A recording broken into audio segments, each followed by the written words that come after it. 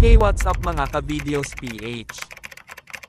Ang pag-uusapan natin ngayon ay ang negosyanteng si Atong na kasalukuyang pinaghahanap pa ngayon na mayroong patong sa ulo na 10 million pesos.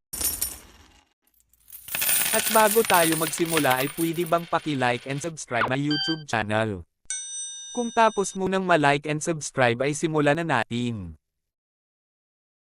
Atong ang pinaghahanap peren ngayon at maraming mga taong naghihirap na gustong yumaman sa pamamagitan nagpaghahanap kay Atong ang.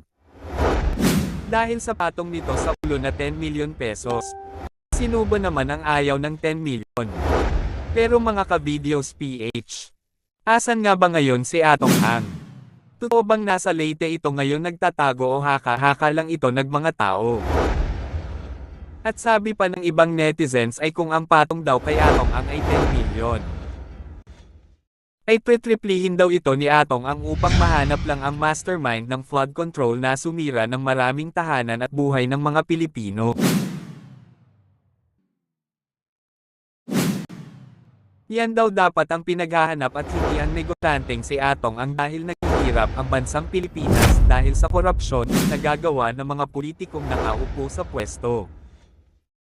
Dahil ang negosyanteng si Atong ang ay sobrang yaman nito, at hindi malabo na gawin niya talaga yan upang tulungan ang bansang Pilipinas sa kahirapan.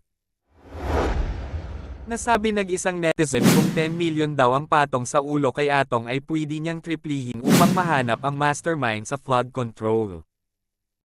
Ang mga taong naghihirap dahil sa flood control na yan ay ang nasasabi nila na kung 10 million pesos daw na patong sa ulo ni Atong ang.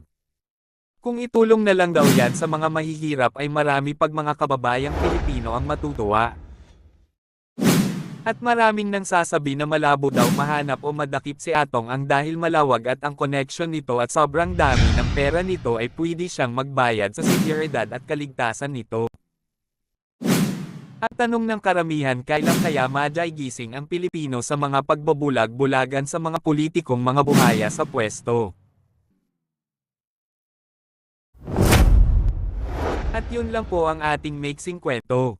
Mga ka-videos PH kung ngayon kapalang napadpad sa aking YouTube channel. Pwede bang pahingi ng like and subscribe and click the notification bell para palagi kang updated sa mga ilalabas kong video. Maraming salamat.